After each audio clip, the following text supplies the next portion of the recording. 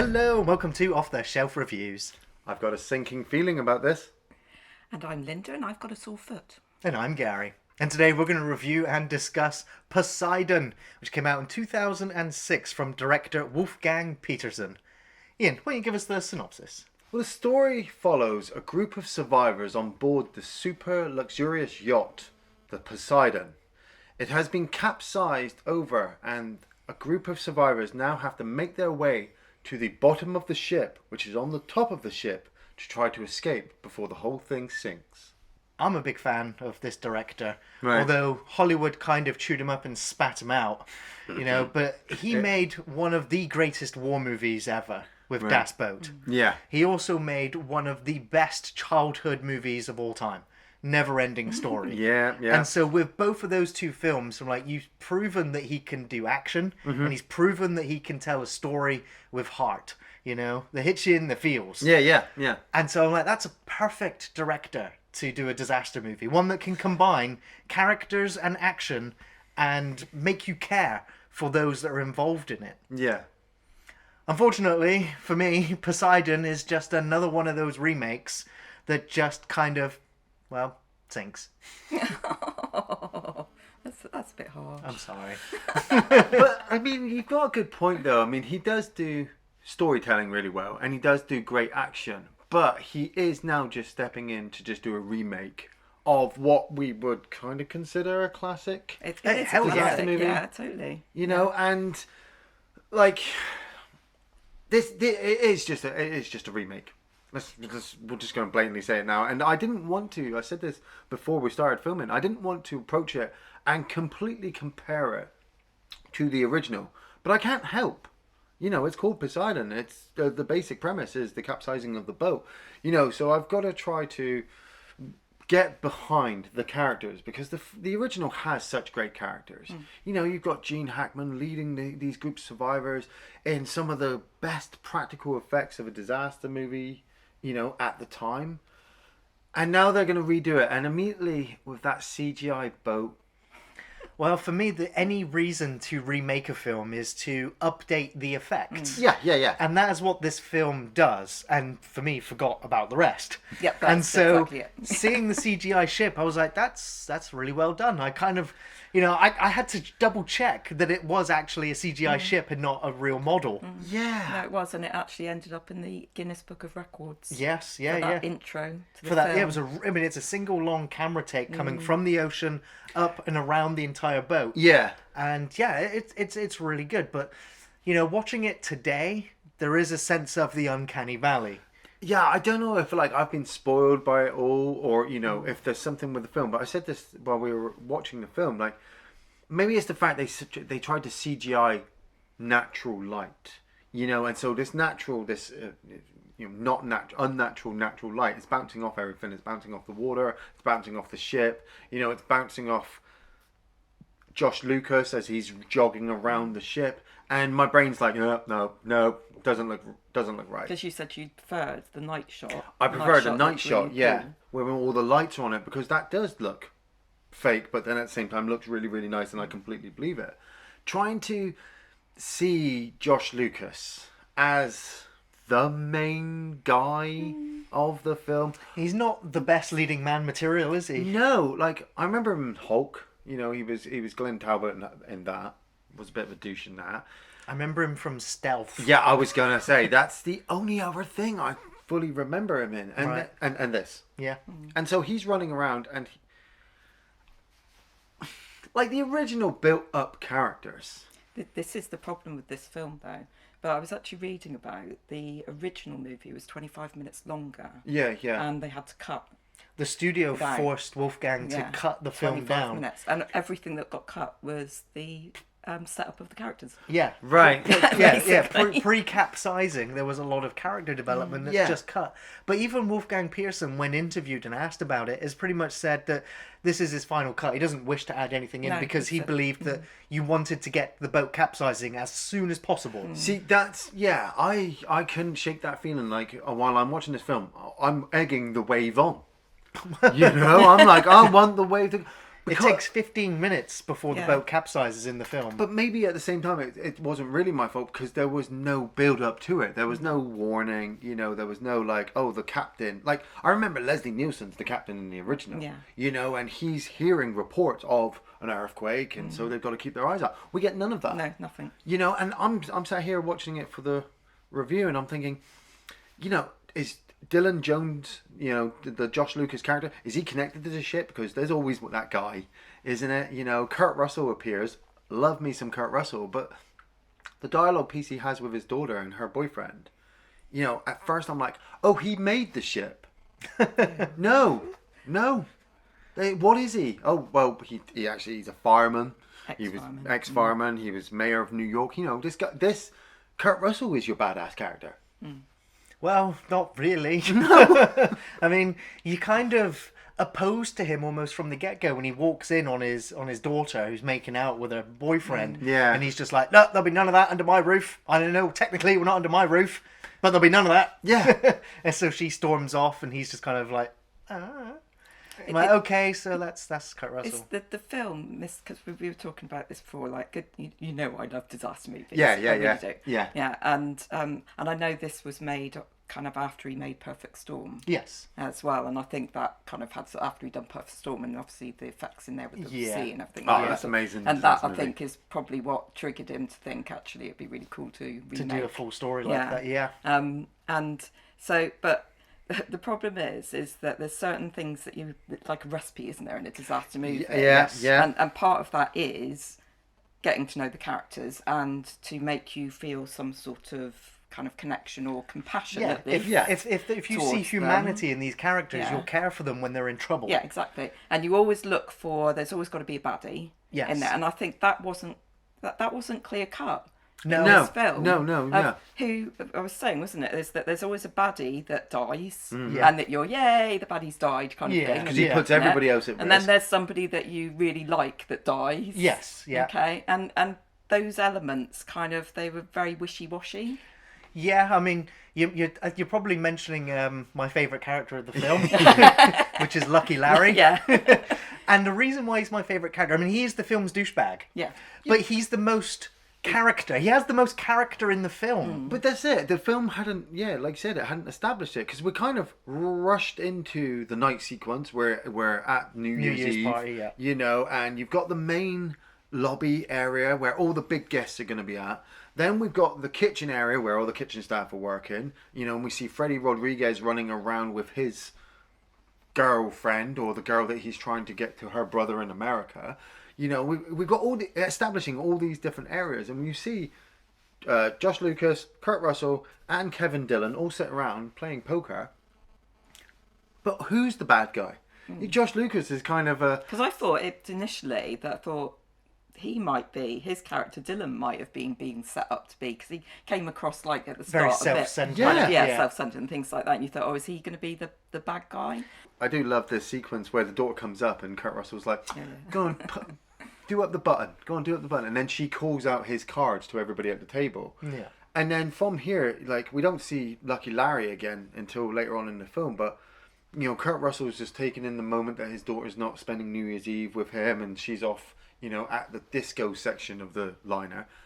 But Dylan has met up with the mum, Maggie, and her son, Connor. So you're immediately like, he's going to be protecting them from this That's moment. the love interest. That's the Yeah. love interest there.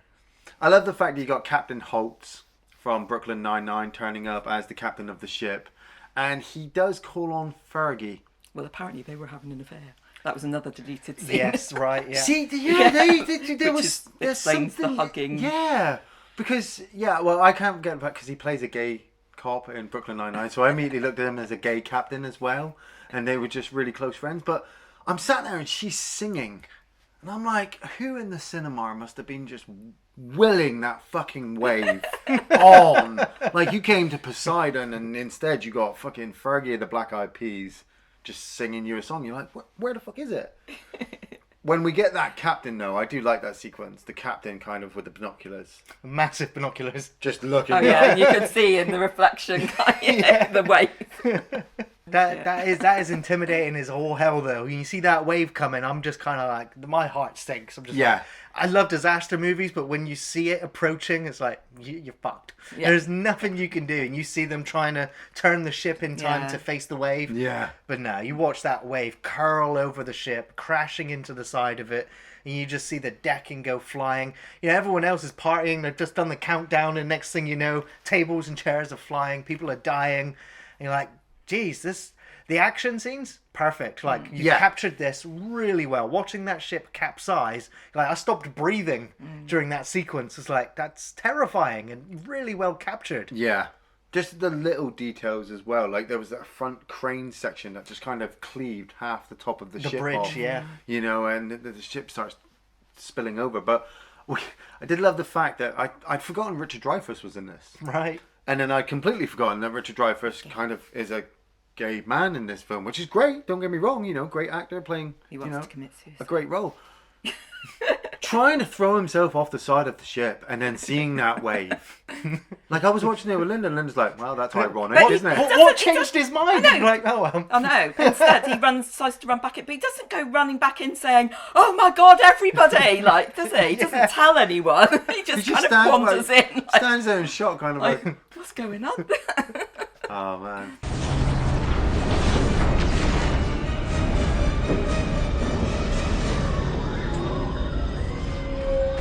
So the ship has been pushed over, you know, it's what we're here for, and I like the fact that they spread it out. You know, like, we kind of understand the interior of the Poseidon from with the inside of the original. You know, it's just a cruise liner.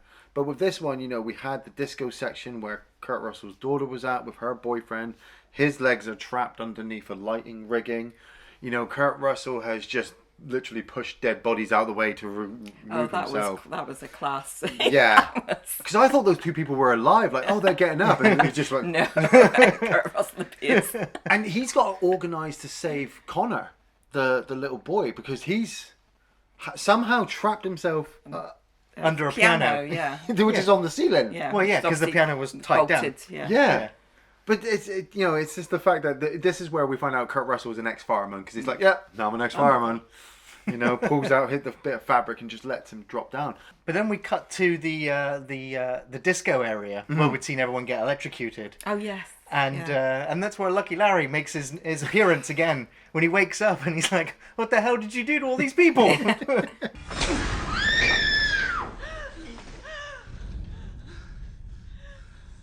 What the hell did you go and do to all these people?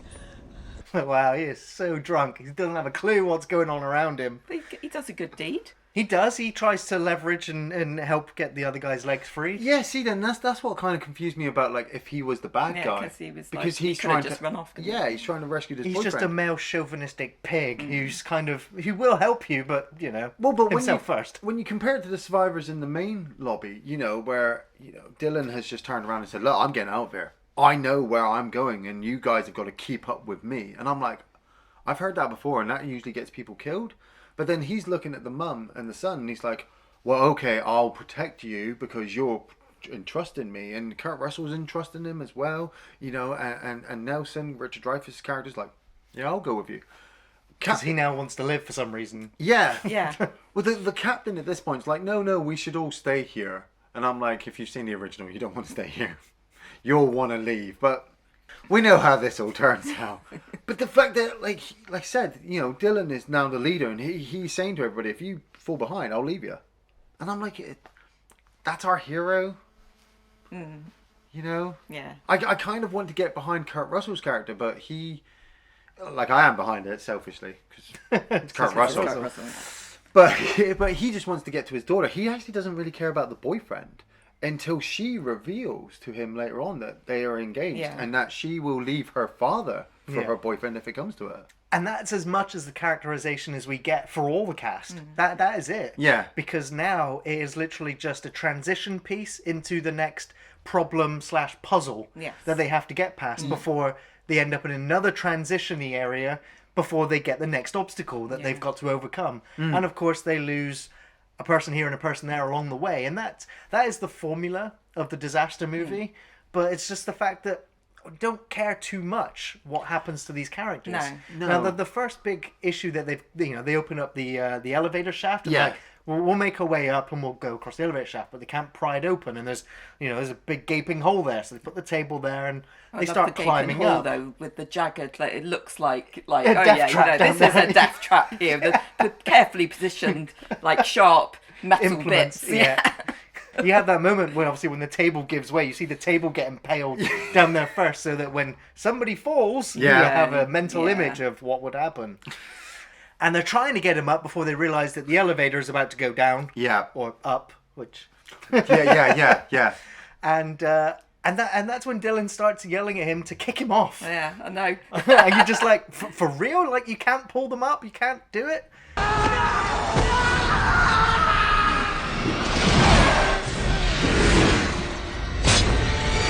What was Kurt Russell doing in this sequence He as was well? holding He was onto tying his onto leg. his leg. Oh yeah, that's right. And then keep- yeah. so then you got nobody else to actually help anybody No. on, No, that was the problem. and they just had to kick Valentine off. It was harsh. That was harsh. Like That was really hard. it was even punctuated even more harshly because they just had that moment. Like you saved, like Nelson's like, you saved my life. What's your name? Valentine. I love that name. Then kicks him off to his death. Yeah. My name's Valentine. Valentine. I love that name. I thought Valentine, the chef character played by Freddie Rodriguez, was connected to the Alina character, who is separated at the moment with Kurt Russell's daughter. But when they actually hook up with the daughter and the boyfriend, who's not injured, he was just trapped. I honestly thought he had a cut in his leg. Yeah, I thought he was going to actually die and there was going to be a choice morale situation there, but it wasn't. And when they get there, Alina just says to, Richard Dreyfuss's Nelson character, like, oh yeah, I came on board this ship with this guy I've never met before because I want to get to America because I want to meet my brother. So there was no connection really there between Yeah, them. and she doesn't say his name, so Richard Dreyfuss doesn't realise he's just killed this guy, that she's connected. But you're sat there as the audience like... Awkward. Right. Were you with someone? But we don't care because he was a bad guy. Was he going to take her to America? We don't know, We really. don't know. No idea. He's dead now, though, so hopefully Doesn't Alina matter. can get further.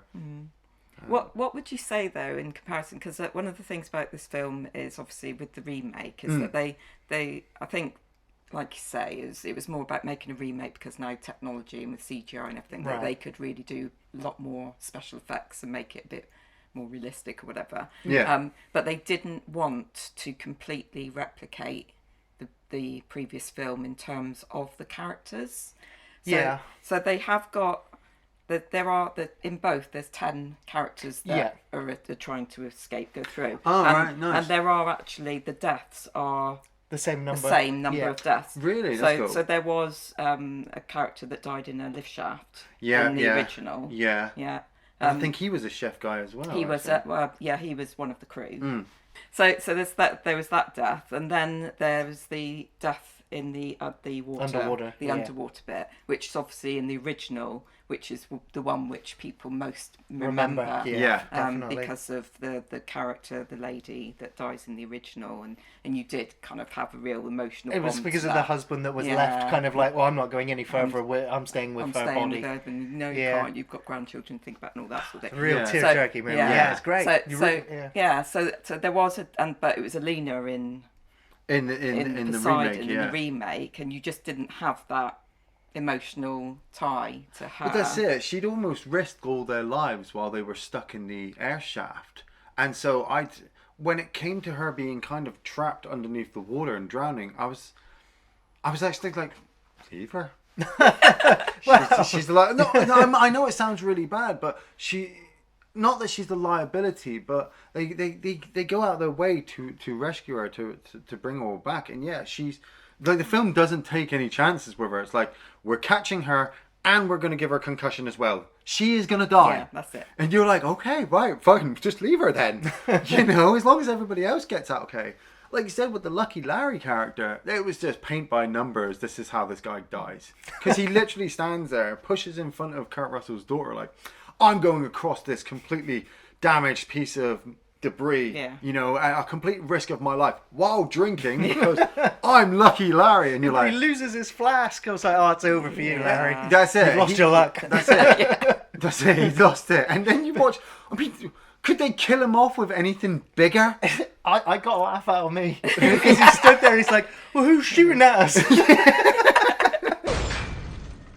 who's shooting at us?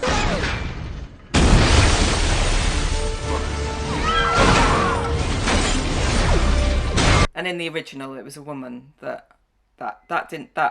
it wasn't Yeah. exactly the same, but it was a woman that fell to her death. In Yeah. that big. That's I mean, right, I yeah. said this while we were watching it. Which one was trying to be the Gene Hackman character? Was it the Kurt Russell, Yeah. or was it, you know, Josh Lucas? And I feel it was. It was Kurt Russell. But I feel it was more the Dylan Jones character because he's like, look, I want to get out of here, and if you can stay with me, I'll save you. Kind of like the priest from the Poseidon Adventure. But what I thought was interesting as well, you told me they'd done all their own stunts. Yeah.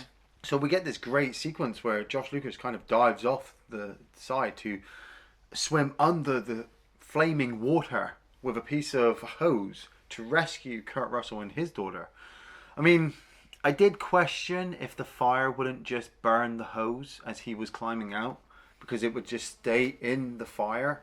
But then it's a fire hose, so Yeah. maybe it's protected by Fire-resistant material. fire-resistant Yeah. material. So I let it go. And then they swing out, and I'm like, cool, okay, we're on to the next obstacle. the next obstacle. And, you know, we get Alina. Yeah, she doesn't do tight spaces. You know, you think it's going to be the kid. You think the kid's going to be the actual whiny character. Well, he was a bit of a pain in the end, wasn't he? He was, but Alina was the main one, really. She's like, no, I'm not doing it. And when they're stuck in the air shaft. Claustrophobia is a very real thing, though, and Horrible. yeah, I hate that scene. Yeah, Yeah. especially when you have the panic of the water rising. Oh, God, yeah. The fact that you're also trapped and there's the grate above you is sealed. Yeah. Terrifying. Like, So- luckily, she's got a crucifix. Alina's got a crucifix just the right size. Yeah. And they've got a little boy with them with hands just the right size to reach through and undo the vent. And I'm like, move, move. Quicker! I don't like, actually, it's the one scene where, well, not scene, but a part of the movie where I think was really unnecessary, was the little boy disappearing off. Yeah. Which to me, that kind of up at that point, okay, it's all right and everything like that. And then, they're in a critical position in the film where they've just discovered that the way they wanted to get out totally flooded. is flooded, and there's Yeah. no way they can get through it. So they're having to kind of all congress in this area to think about, okay, what we're going to do next and everything like that. And you'd think, you wouldn't take your eyes. Nope. Me personally, Dylan. Nope. Yeah, it would be attached to me, Yeah. like by rope. Like, can or I play with whatever, this electrical wiring? I No! would not let. And suddenly, like, Mum realises that he's not around. Where is he? Okay, Where's Connor? It is really annoying because they have to spend time going around the ship to find him, Yeah. instead of finding the way out. And when they do find him, he somehow trapped himself in a cage. Yeah.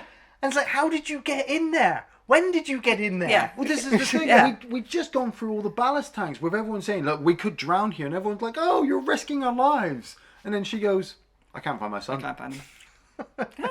Right, okay. And then the water, they get this further onslaught of water come down, which frees up the way, and Kurt Russell takes half of the survivors to the propellers. And this is the point where you realise that Dylan is the yeah, good guy. yeah. He likes the mum and kind of likes the son, and, if he rescues them, then he's probably going to get But some. also, I'm just thinking about it now, is they probably did that to separate him and Kurt Russell's character. So they had two tense situations. They had the two tense, so that Yes. Dylan couldn't be one of the ones that is that a decision has to be made about who's going to go and do something to save them. Well, And if Dylan had been there, then it would have been easy. He would have just Then gone in and done it and yeah. gone back out again. But that's what I thought of this situation, because they're looking at Connor trapped in this cage, and you're sat there going, how the fuck did he get in there? Where the hell do you go? You watch kind of Dylan swim around and find a door, but you're telling me he has to go through the door into another area to swim back to get to the cage to get the boy to come all the way back? no idea. While we're watching the mum who's, you're supposed to feel emotional for her because she's watching her son drown. But all you're thinking of, you shouldn't. You You're taking your eyes off him. And then comparing that to the Kurt Russell situation, where Kurt Russell and his crew, they've opened up the propeller tubes, and the propellers are still active. We realise this because Nelson, Richard Dreyfuss's character, takes a door to the face and doesn't die. No. I was pretty sure his face should have been caved in. Yeah, I thought it was. Skull just Yeah. cracked. I wrote dead and then scribbled it out and went, no, just injured. Because that's what it is. They're like, oh, he's fine. He's like, yeah, just wipe some of the blood away. Yeah. And Kurt Okay, Russell bit bad, eh? stood there with his daughter and he's like, we have to swim down, swim to the control room, find the off switch, turn it off. You're just not going to have time. One of us is going to die. And her boyfriend, who I was kind of hoping would do it, because Because he's the swimmer. he's the swimmer. He kept saying he was the all-time The swimmer. strongest swimmer. I'm like, okay. And while he's having his lovey-dovey moment with Jennifer, Kurt Russell's daughter, Kurt Russell just fucks off. Ain't got time for this. No. Goes. But I mean, he didn't even. I mean, he knew he was going off to his death. Yes. But He he it was didn't. a one-way trip. He didn't get to see. He didn't say goodbye to his No. daughter or anything. No, I was no. just like, that was really like. Yeah. Yeah, he just got, and it works really quite well because, like you said, they're doing their own stunts, so we're watching him drown, which is quite upsetting.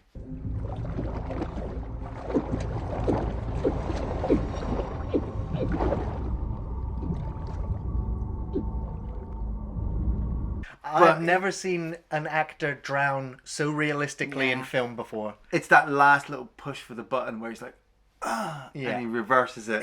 Yeah. It's after he's had that spasm. Yeah. And it's still just enough to push the reverse Conscious button. enough to realise Yeah. I can still save them. I do wish they had made an unedited version of the movie because after this, Dylan comes back with Maggie and Connor and realizes that the propellers have been reversed and they can throw stuff in there now to blow them up. But Jennifer is just sat there looking at the water hatch, waiting for her father to come back. I would have loved to have him just pop back, like, I'm back! Thought I was dead! No. But he didn't. No, didn't happen. So it gets to the kind of the point then, doesn't it? The end of the film. Yeah, he has to. Well, they have to throw an explosive canister. Like a gas canister, isn't Lucky it? these are lying around this engine room in this whole But disaster. he doesn't successfully throw it in. It reminds me of the Alien Resurrection Right. ending Yeah. with the vacuum. Yeah. Where he's just like kicking it. He's like, I need to get it And out. he's fighting against being pulled in himself. Yeah. And then he turns to them all at one point as if saying, I can't do it. I No. just can't do it. And sees all their little faces and realises, I've got to do it. If I expect to get laid, the last thing I do. I'm gonna do it. And he does, which you kind of knew, Yeah. Yeah. He has been now fully established as the hero, and once he blows up the side, you're like, oh, well, that's the end. But you get to the end of the propellers, and I think at the end of the original, they do get there, and then the helicopters turn over. Yeah. But now this movie is like, no, this ship is This is going. fucked, and so they've got The to. ship tries to kill them one Yeah, last time. one last time. I mean, they literally jump out, land in the raft, get into the raft, Realise. and then they've got to paddle because The this ship's thing. like going to turn on its turning side again. yeah, what? How? Well, Well, all the- scientifically, physics, ships don't usually sink upside down. No, they they don't, usually yeah. self-right No, before I they mean, sink. it's like it purposely turned to them. The they're it was on the that timing side. of The it. Yeah, timing that's, of it. that's Yeah. the thing, wasn't it? Everything had to be exploded. Okay. Everything that can go wrong will go wrong. But I suppose that's the only, because obviously that's a big difference from the original movie, because in the original movie it doesn't, they get rescued. It's left open for a sequel. It's left open for a sequel, yeah, which we won't go there. But I did like the transition though of the flare shot becoming the spotlight search of the helicopter. I was like, that's a Yeah. nice transition. on them, Yeah, yeah, I yeah. suppose so. Yeah, but the again, it comes back to the special effects again, because seeing Josh Lucas in the raft and him waving to everybody, he's the real guy. And the raft is real, and the other people are real, but then the water's fake, and then pull back, and the helicopters are fake, and I'm like, You kind of know that they're on a raft, like just in a water tank somewhere. yeah, but it wasn't until he was completely out of shot, I was like, oh, that's better. I like it.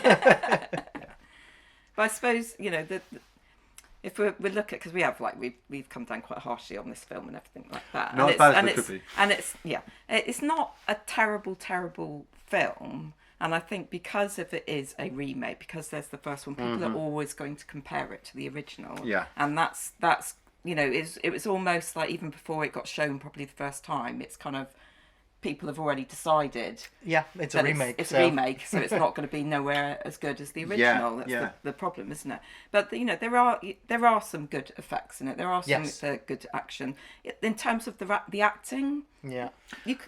I can't It's top say notch anything for bad what about, it's doing. about Yeah, the for a acting. disaster Like you movie. get some disaster movies where you get some really poor acting, things like that. So you haven't got that. Oh, I'd say that the boyfriend character was a weak actor. I think the cook, was it Valentine? I think he was a pretty weak actor. They But they kind didn't of have look like much- they are acting.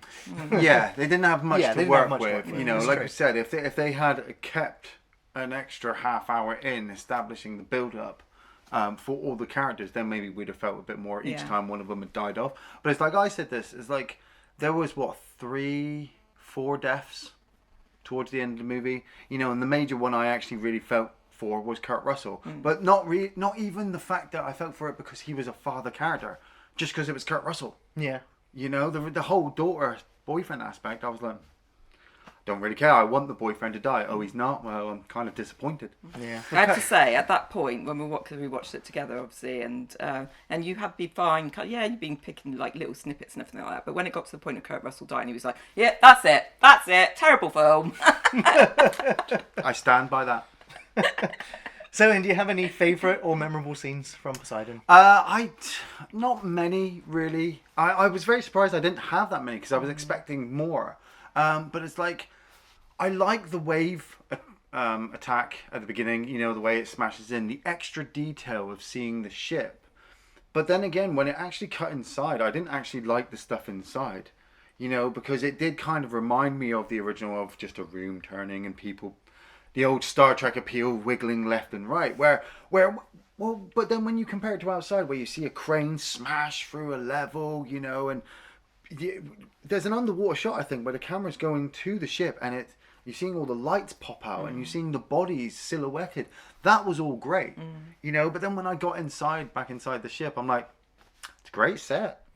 It was a massive set actually, Yeah. because that was all they said. They didn't want to use for the big kind of the ballroom and everything like that, those big sets. They didn't want to make that CGI because they felt that the actors, if they were just doing it in front of green screen, they wouldn't get the same Effect, yeah. effect or response from them and stuff like that. So they did actually do quite a bit. Yeah, I know, and that's it. I want to like it, but then there's parts like I love the air vent sequence.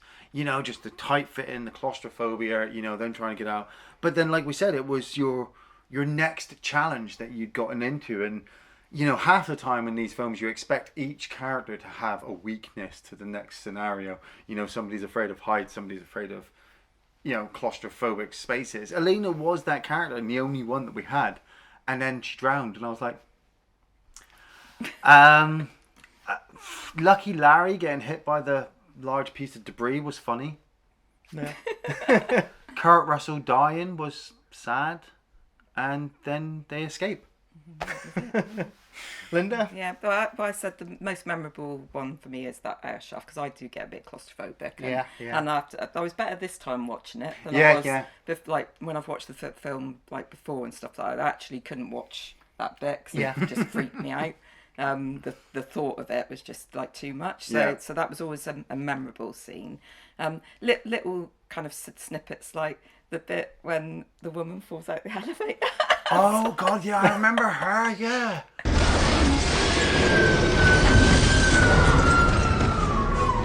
And you watch her hit that floor. You're like, oh, like that, like which, oh, and then the bit where the ballroom scene where the glass starts to crack.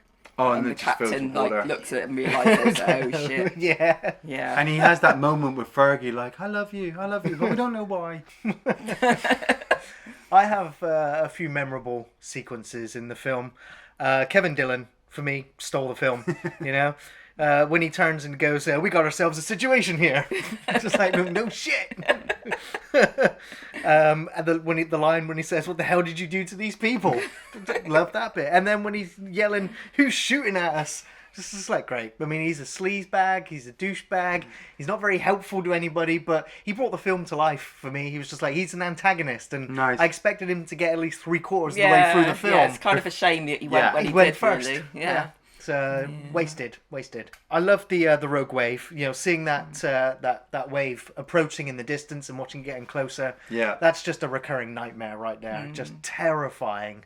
And I think the film captured that really well. And watching it hit the ship and all the destruction scenes, I really liked the set. I thought they did a really good job. Apparently, they built 2 sets. They built one the right way around, and then built another set upside down. Nice.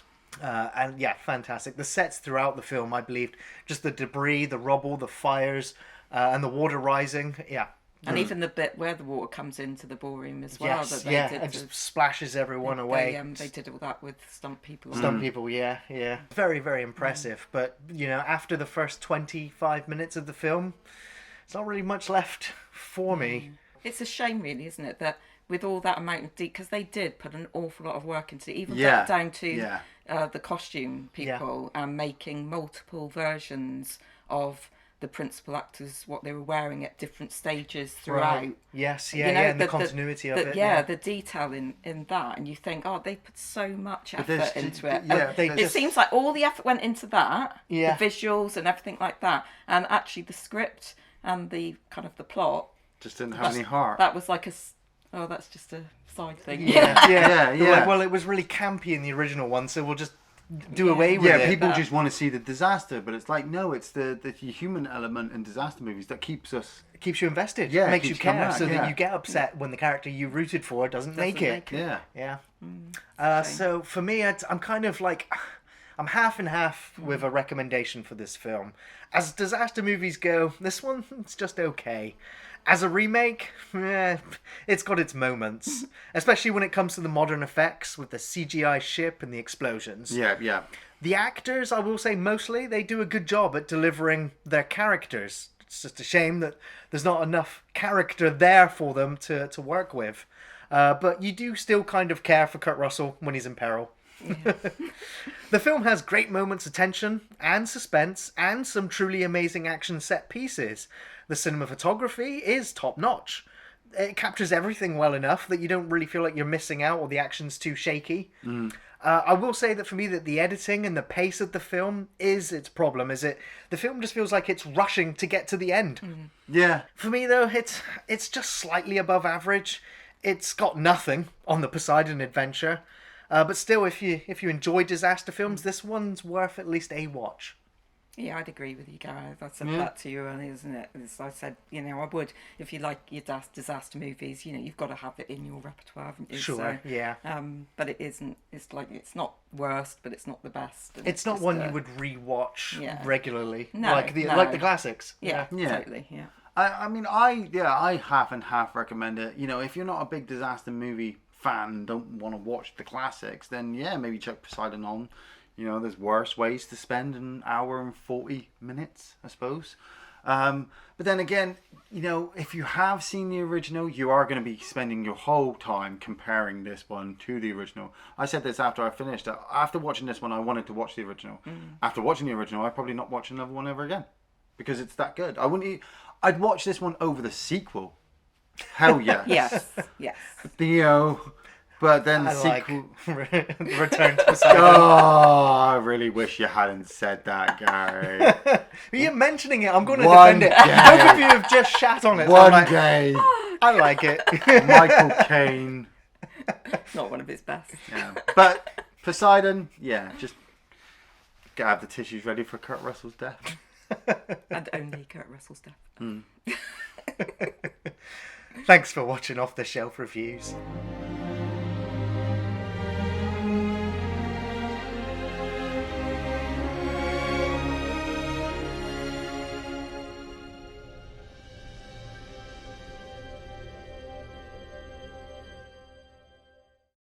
What the hell did you go and do to all these people?